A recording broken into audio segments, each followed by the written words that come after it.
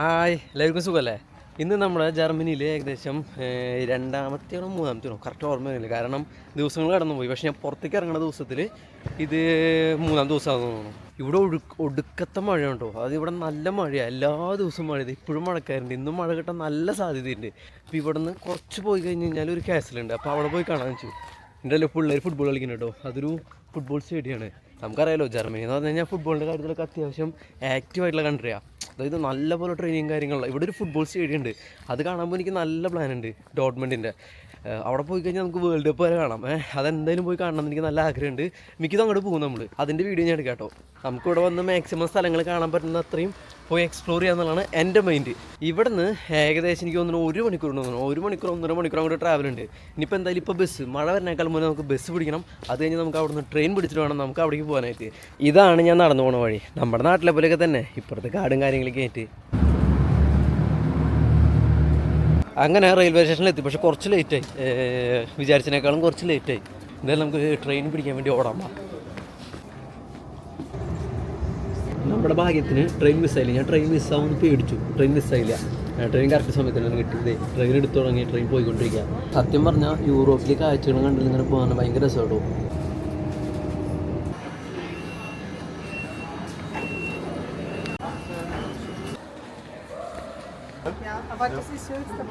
അങ്ങനെ നമ്മൾ റെയിൽവേ സ്റ്റേഷനിൽ വന്നിറങ്ങിയിട്ടോ. അതാണെന്ന് റെയിൽവേ സ്റ്റേഷൻ വന്നിറങ്ങിയത്. നല്ലൊരു വിൻറ്റേജ് ലുക്ക് അല്ലേ, അടിപൊളി റെയിൽവേ സ്റ്റേഷൻ. എനിക്ക് ഭയങ്കര ഇഷ്ടപ്പെട്ടു. ഭയങ്കര വിൻറ്റേജ് ലുക്ക്. ഞാൻ ഒന്ന് ക്യാമറ തിരിച്ചു കാണിച്ചു തരാം കേട്ടോ. നല്ല വിൻറ്റേജ് ലുക്കുള്ള, നല്ല അടിപൊളി വിൻറ്റേജ് ലുക്കുള്ള ഒരു റെയിൽവേ സ്റ്റേഷനല്ലേ. റെയിൽവേ സ്റ്റേഷനാണെന്ന് തന്നെ പറയില്ല, അത് ഇതായിരുന്നു ഇവിടുത്തെ സ്റ്റോപ്പ്. ഇവിടെ വന്ന് ഇറങ്ങി. ഇനി ഇവിടെ നിന്ന് ഡയറക്ഷൻ ഇട്ടിട്ട് കാസലിലേക്ക് പോകണം. അതങ്ങനെ അവിടെ നിന്ന് ഇവിടെ ഒരു വലിയ റിവറാണ്. ഇതൊരു വലിയ റിവർ. ഈ വലിയ റിവർ ചുറ്റി ഒരു കാസൽ. അതാണ് ഇതിൻ്റെ പ്രത്യേകത.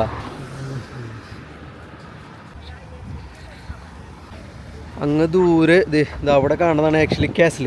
ഇത് അവിടെ കാണുന്നതാണ്, കൈ വരുന്നോണ്ട് കാണാത്തതുകൊണ്ട്. നമുക്ക് എന്തായാലും അവിടേക്ക് പോകാം. ബാ. സത്യം പറഞ്ഞാൽ നല്ല അടിപൊളി വൈബ് സ്ഥലം. കുറേ ആളുകൾ വന്നിട്ട് കാണാനായിട്ട്. ഇന്നത്തെ ദിവസം എന്താ പ്രത്യേകം എനിക്ക് അറിഞ്ഞൂടെ. കുറേ ആളുകൾ കാണാൻ വന്നിട്ടുണ്ട്. ഇത് ചുറ്റും കാണാൻ ആളുകളുണ്ടോ. ഇതൊക്കെ മൊത്തം പാർക്കിംഗ് ആണ്. ഇവരൊക്കെ ഇവിടെ കാണാൻ വന്നിട്ടാണ്. ഇവിടേക്ക് നല്ല നല്ല റെസ്റ്റോറൻറ്റുകൾ. അവിടെ നല്ല വൈബുള്ളൊരു സ്ഥലം, ഭയങ്കര പീസ്ഫുള്ളും വൈബായിട്ടുള്ളൊരു സ്ഥലം. നേരെ കാണുന്നതാണ് കാസൽ. ആക്ച്വലി നേരെ എൻ്റെ കൺമുന്നിൽ നേരെ കാണിച്ചു തരാം. നേരെ കാണുന്നുണ്ട്. ഞാൻ അവിടെ എത്തുമ്പോൾ നിങ്ങൾക്ക് കാണിച്ചു തരാം. ഇത് കാസലിലേക്കുള്ള റൂട്ടാണ് കേട്ടോ. നല്ല അടിപൊളിയായിട്ടില്ലേ, നല്ല വൈബ്. എനിക്ക് ഭയങ്കര ഇഷ്ടപ്പെട്ടു. കുറേ ആളുകൾ കാണാൻ വന്നിട്ടുണ്ട് ഇവിടെ.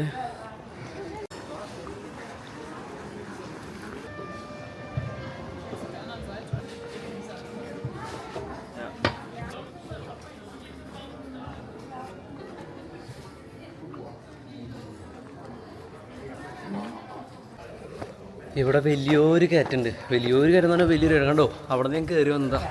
ഈ കയറ്റം കയറിക്കൊണ്ടിരിക്കുക. അതിൻ്റെ രണ്ട് സൈഡിലും കുറേ എന്താ പറയുക, കുറേ ഷോപ്പുകളാണ്. ഡ്രസ്സിൻ്റെയും സ്വീറ്റ്സിൻ്റെയും വൈനിൻ്റെയും അങ്ങനെ കുറേ ഷോപ്പുകളാണ്.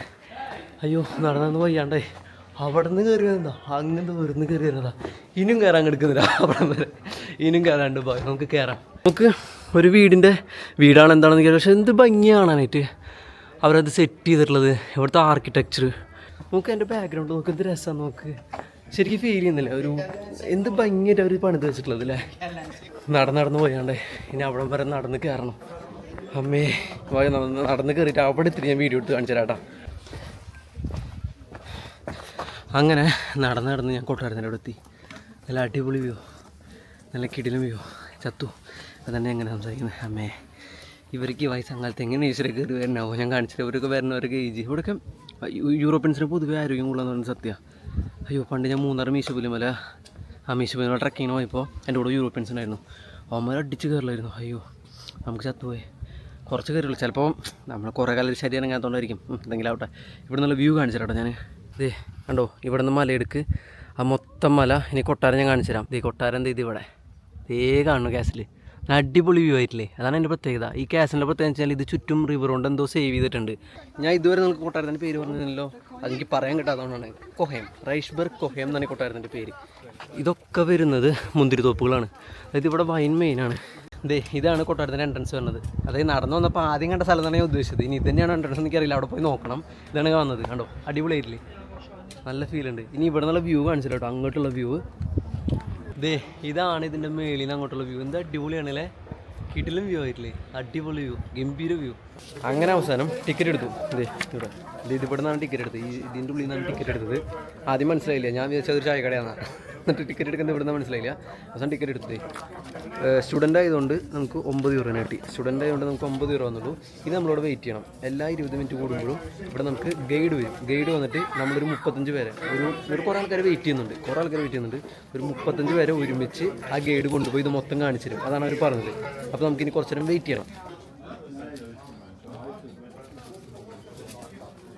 അങ്ങനെ നമ്മൾ വെയിറ്റ് ചെയ്ത് സമയം തുടങ്ങി. അതായത് ഗേറ്റ് ഓപ്പണാക്കി ഇനി ഉള്ളിലേക്ക് പോകാനായിട്ടുള്ളത്. കൊട്ടാരം പുറത്തുനിന്ന് കണ്ടപ്പോഴേ ഞാൻ ഭയങ്കര എക്സൈറ്റഡ് ആയി. കാരണം ഞാൻ ജീവിതത്തിൽ ആദ്യമായിട്ടാണ് യൂറോപ്പിൽ ഇങ്ങനെ ഒരു പാലസ് കാണാൻ വരുന്നത്.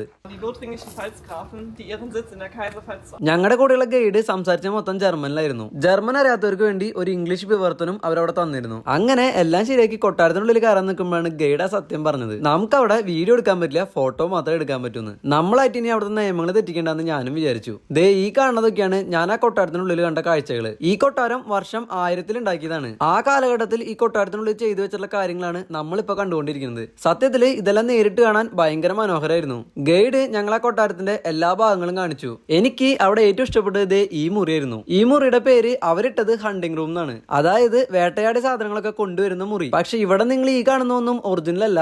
ഇതെല്ലാം മൃഗങ്ങളുടെ ജീവനുള്ളത് പോലെയുള്ള ശില്പങ്ങൾ മാത്രമാണ്. അവസാനം കൊട്ടാരത്തിന്റെ ബാൽക്കണിയിൽ എത്തിയപ്പോഴാണ് ഒന്ന് വീഡിയോ എടുക്കാൻ പറ്റിയത്. ഇതാണ് കൊട്ടാരത്തിന്റെ ബാൽക്കണി എന്നുള്ള വ്യൂ. ആ ബാൽക്കണിയിൽ നിന്ന് ആ പുഴ നോക്കി നിൽക്കാൻ തന്നെ ഭയങ്കര രസമായിരുന്നു. അങ്ങനെ ഞങ്ങളെയും കൊണ്ട് കൊട്ടാരത്തിൽ അവസാനത്തെ ലൊക്കേഷൻ എത്തി. എല്ലാ കാര്യങ്ങളും പറഞ്ഞ ശേഷം ഗൈഡ് ഞങ്ങളോട് ബായ് പറഞ്ഞു. എന്തായാലും അത് മൊത്തം കണ്ടു കഴിഞ്ഞു. ഇനി ഇവിടുന്ന് നമുക്ക് തിരിച്ചു പോകണം. ഇവിടുന്ന് തിരിച്ചു പോകാൻ ഇനിയിപ്പോൾ ഇവിടെ വേറെ മെയിനായിട്ടൊന്നും കാണാനില്ല എന്നാണ് എൻ്റെ അറിവ്.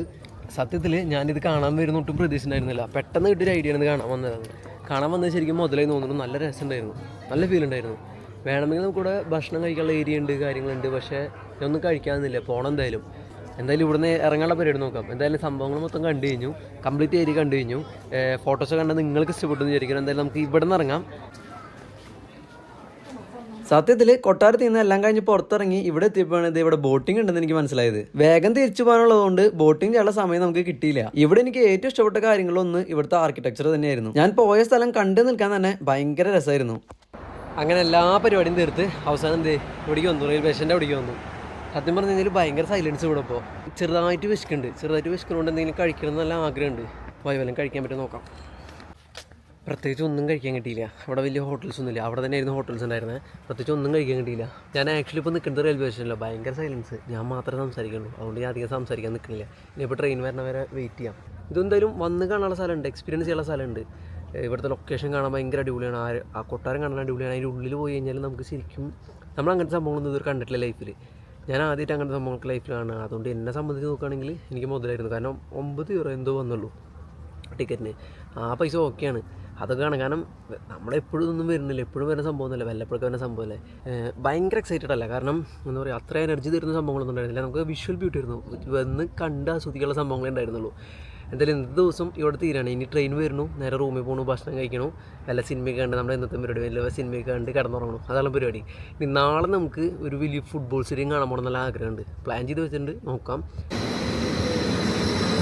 അങ്ങനെ നമ്മൾ ക്യാഷിലൊക്കെ കണ്ട് ട്രെയിനൊക്കെ പിടിച്ച് തിരിച്ചെത്തി. ഇനി ഒന്ന് സമാധാനമായിട്ട് പോയി ഭക്ഷണമൊക്കെ കഴിച്ചൊന്ന് കിടന്ന് ഉറങ്ങണം.